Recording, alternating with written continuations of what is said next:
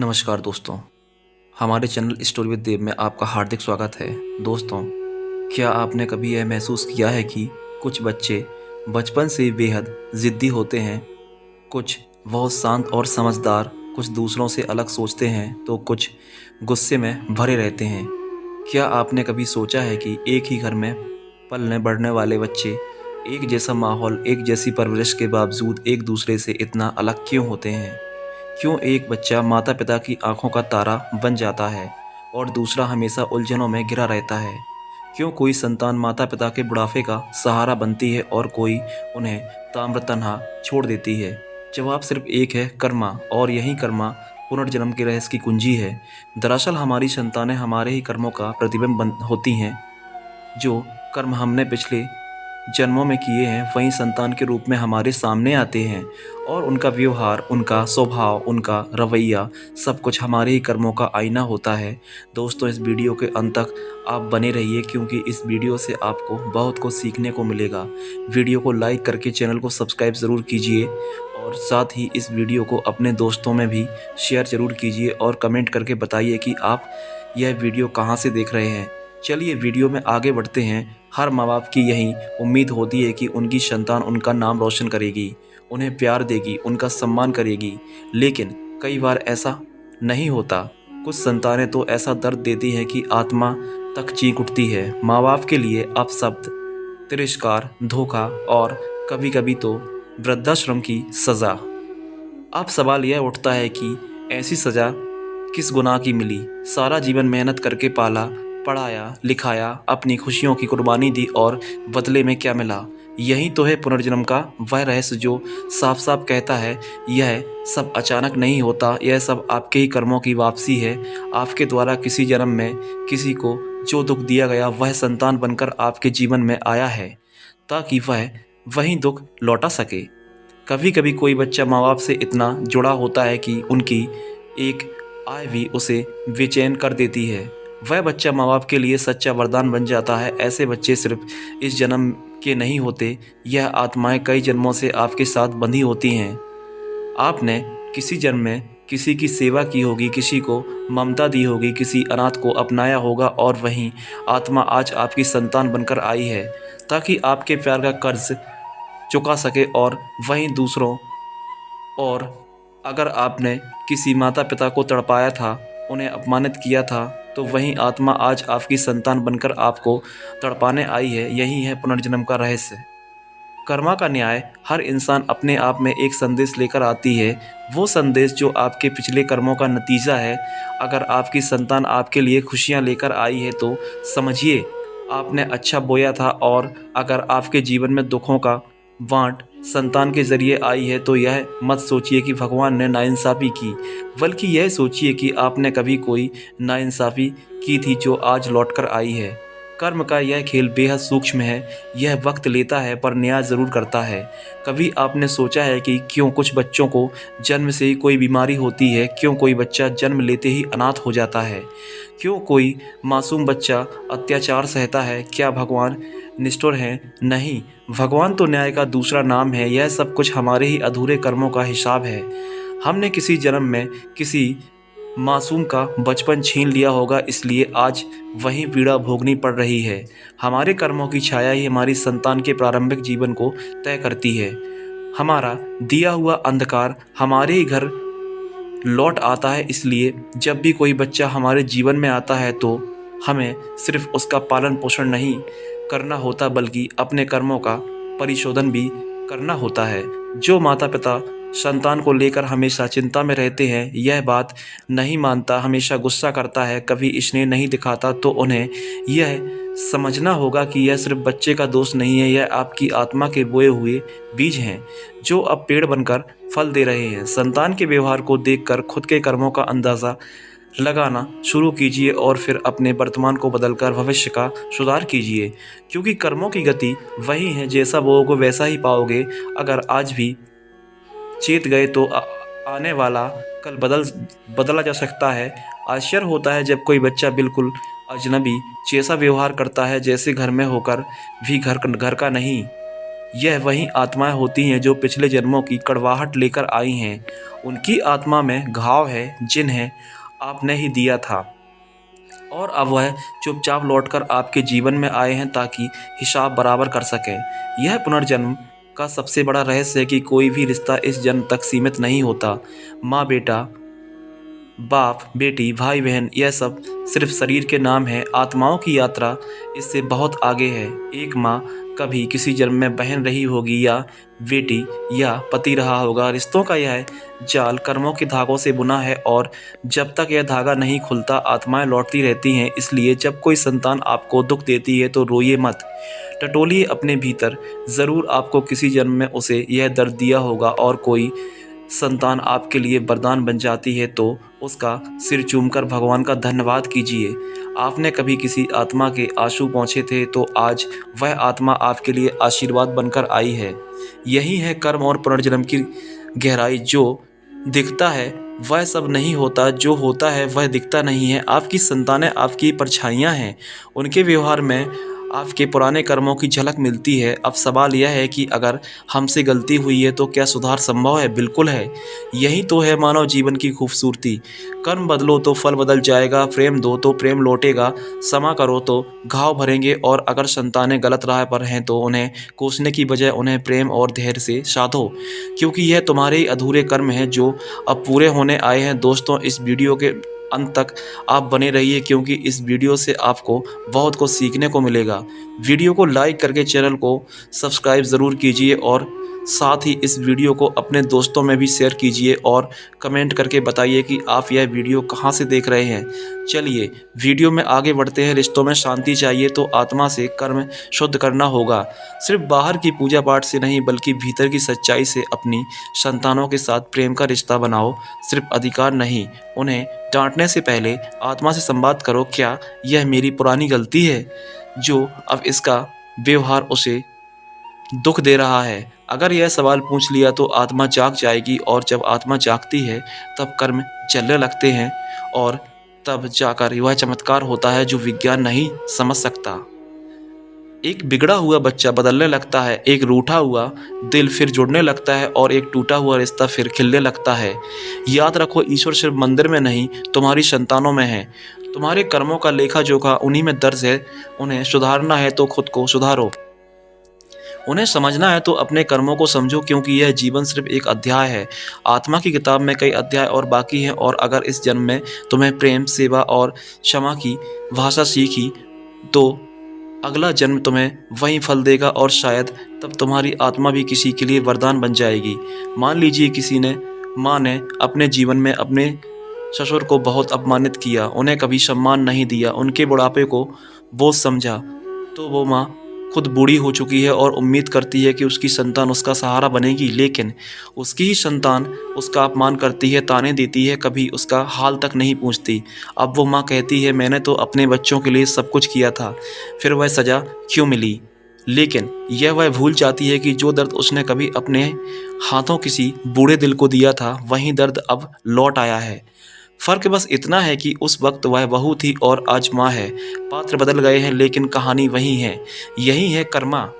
एक और उदाहरण सोचिए, कोई व्यक्ति बेहद मेहनती था लेकिन दूसरों की उन्नति देखकर जलता था, उनके बच्चों के लिए बुरा सोचता था, उन्हें नीचा दिखाने की कोशिश करता था। उसने किसी के बच्चों को गलत राह पर जाते देखकर खुशी मनाई थी। अब जब उसके अपने बच्चे उसी राह पर भटकते हैं तो वह कहता है, भगवान यह मेरे साथ क्यों कर रहे हो? पर भगवान तो कुछ नहीं कर रहे हैं, यह तो तुम्हारी ही ऊर्जा है जो लौट कर आई है। तुमने जिस राह पर किसी को ढकेला था अब वही राह तुम्हारे अपनों के लिए बन चुकी है। यह है पुनर्जन्म और कर्म का विज्ञान। जो बोया था वही फल अब सामने आया है। कभी आप यह देखेंगे कि कोई बच्चा बचपन से ही आध्यात्मिक होता है, उसमें बहुत सहज शांति होती है, वह मंदिरों में जाना चाहता है, मंत्रों में रमता है और अक्सर अकेले में भगवान से बातें करता है।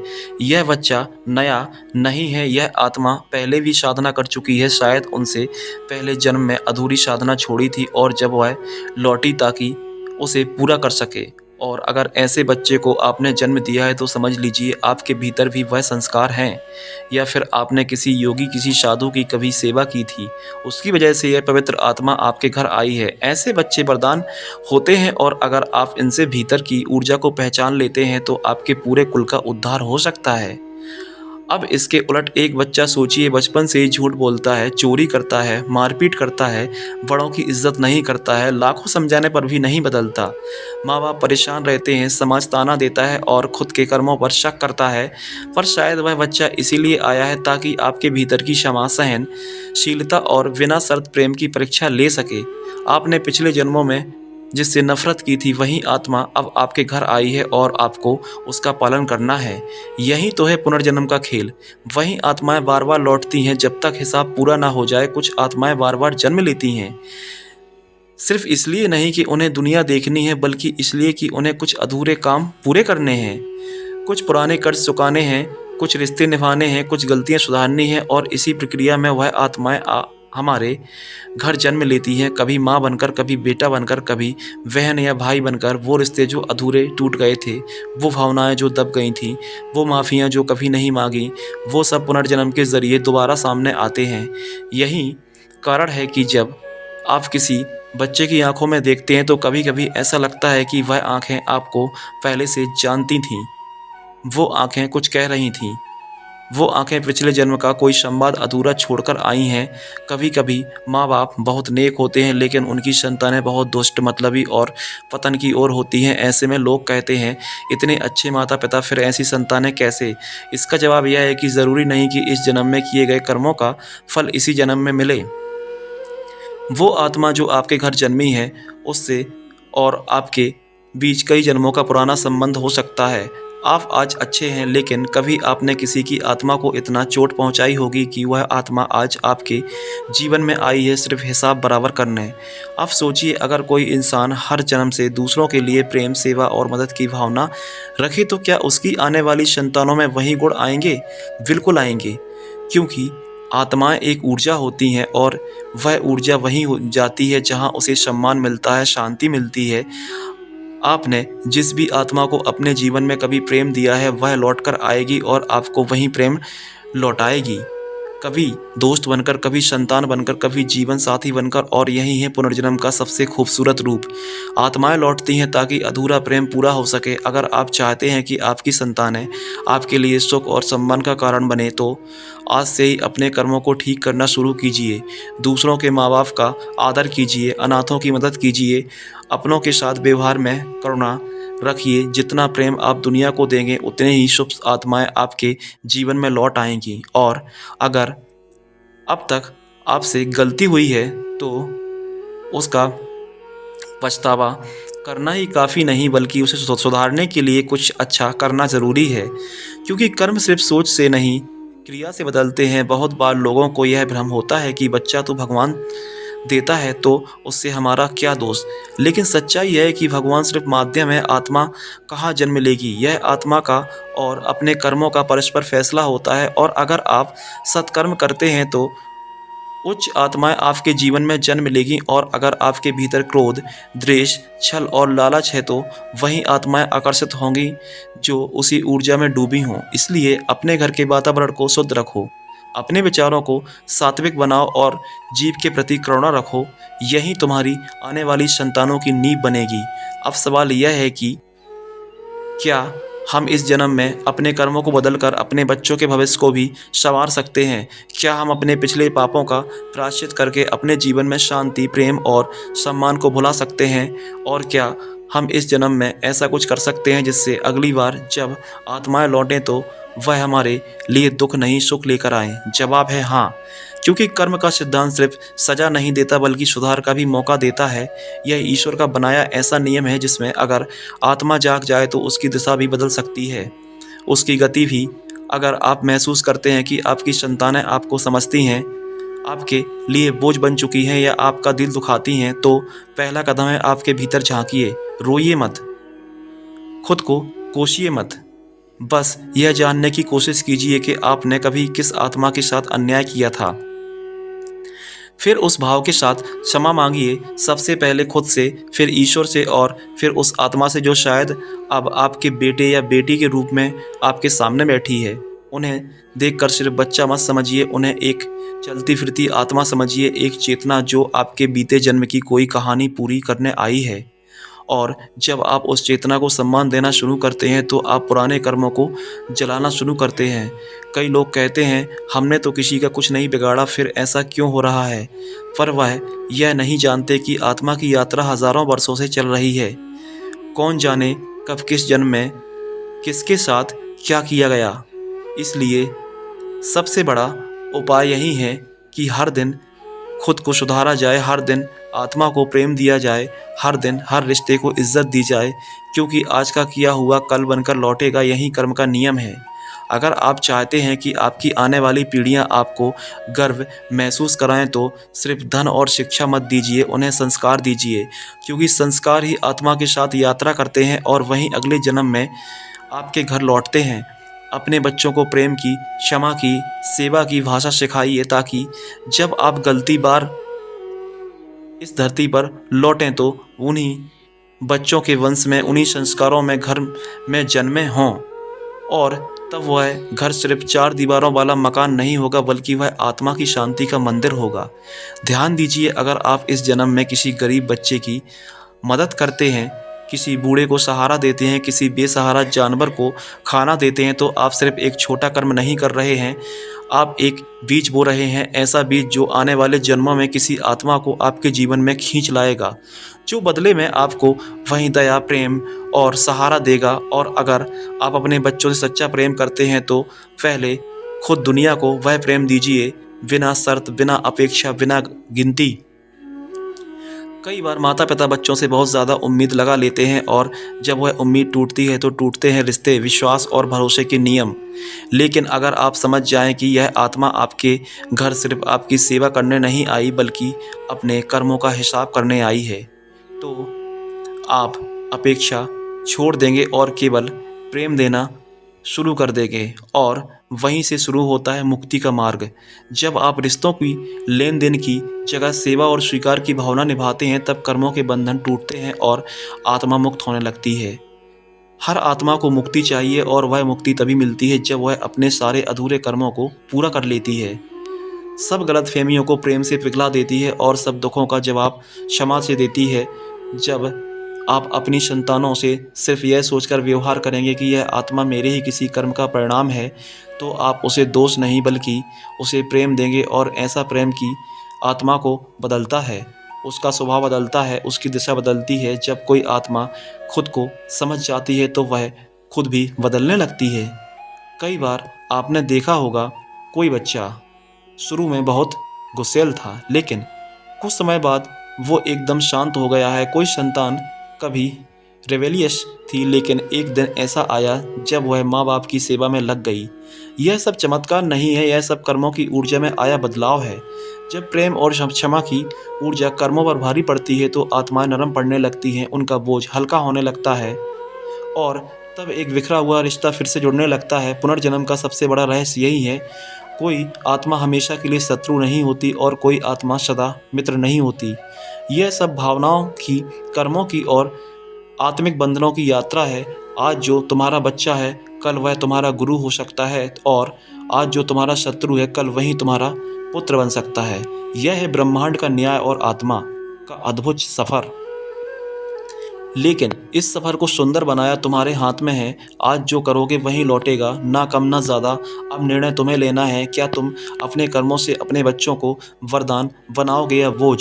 क्या तुम अपने जीवन को इतना करुणा, प्रेम और सेवा से भर दोगे कि अगली बार जब आत्मा लौटे तो वह आभार लेकर लौटे, प्रतिशोध नहीं? यह निर्णय एक पल में लिया जा सकता है, वही पल जब तुम अपनी आत्मा से सच बोलते हो, अपनी संतान को ईश्वर का रूप समझते हो और अपने हर कर्म को हर तपस्या बना देते हो। यही है वह रास्ता जो पुनर्जन्म की पीड़ा को पुनर्जन्म की सुंदरता में बदल देता है। और अंत में सिर्फ यही कहना है, आपकी संतानें कोई संयोग नहीं है, वह आपके कर्मों की संतानें हैं। उनका व्यवहार आपका लिखा हुआ अतीत है और उनका भविष्य आपके आज के कर्मों पर निर्भर है।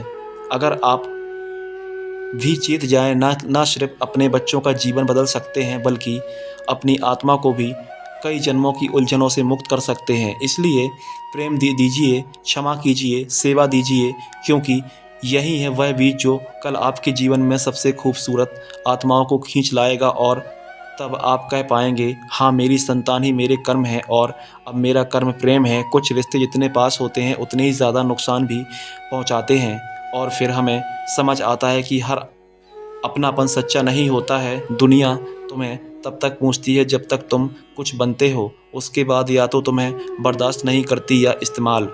कुछ लोग तुम्हारे सबसे करीब होते हैं लेकिन दिल से सबसे दूर, और यही सबसे बड़ा धोखा होता है। तुम्हारी अच्छाई लोगों के लिए तब तक ही मायने रखती है जब तक वो उनके मतलब की होती है। सबसे ज़्यादा झूठ तो वो लोग बोलते हैं जिनके चेहरे पर सबसे प्यारी मुस्कान होती है। इंसान तब तक अच्छा लगता है जब तक वह तुम्हारे हिसाब से चलता है, उसके बाद वही इंसान तुम्हारा दुश्मन बन जाता है।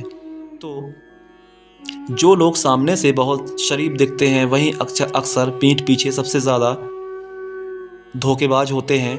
कई बार अपने ही लोग तुम्हें तोड़ते हैं और फिर कहते हैं तू बदल गया है। लोगों को तुम्हारी कहानी से कोई मतलब नहीं है, उन्हें सिर्फ तुम्हारी हार या जीत चाहिए ताकि या तो हंस सकें या जल सकें। कुछ लोग इसलिए दूर नहीं होते क्योंकि उन्होंने तुम्हें छोड़ा नहीं, बल्कि उन्होंने तुम्हारे दिल को कभी समझा ही नहीं। जो तुम्हारे दर्द पर मुस्कुराते हैं उन्हें कभी भी अपना समझने की भूल मत करना।